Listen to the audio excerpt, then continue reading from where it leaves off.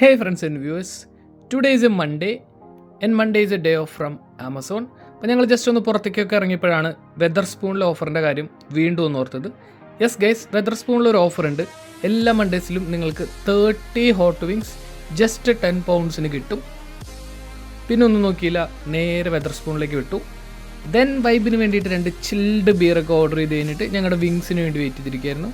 And here comes the wings. പത്തനത്തിൻ്റെ 3 separate പ്ലേറ്റ്സിലായിട്ടാണ് ഇവർ കൊണ്ടുവന്നത്.